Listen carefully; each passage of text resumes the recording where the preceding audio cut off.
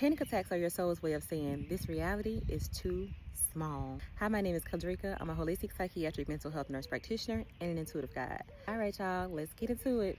Let's break down panic attacks and anxiety today. Let's break down panic attacks and anxiety today. I feel like we need to go there and talk about misalignment a little deeper.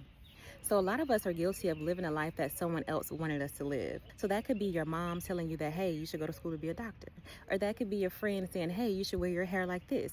Or that can be your partner saying, hey, maybe you should dress like this more, when you know that's not who you are.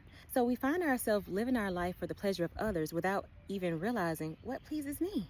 What do I want? What makes me happy? When you show up as a version of yourself that is pleasing other people before you're pleasing yourself, you begin to realize that you're moving further and further away from who you truly are. You're moving further and further away from the things that you desire. And when you move further and further away from the things that you desire, you're moving further away from your dream life. Because how are you going to achieve your dream life if you are not truly embodying who you are? So we tend to think that we have these panic attacks or anxiety just randomly, but a lot of times they occur when we know that we aren't being true to ourselves. We are living a life that everyone else wants us to live. We're not doing the things that we truly want to do. We are saying yes and showing up to the things that we don't actually have interest in. You're saying yes to the invite when you know you don't want to be there. You're saying yes to do these things for these people when you know that it's draining you.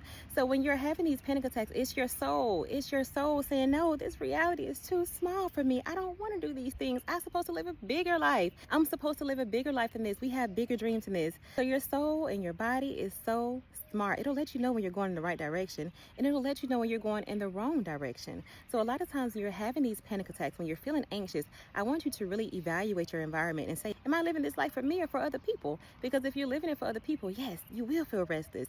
If you're living it for other people, yes, you're not going to be able to focus. If you're living it for other people, yes, you're going to feel anxious because you're not truly embodying who you are. You're not honoring your soul's purpose. You're not honoring your soul's mission.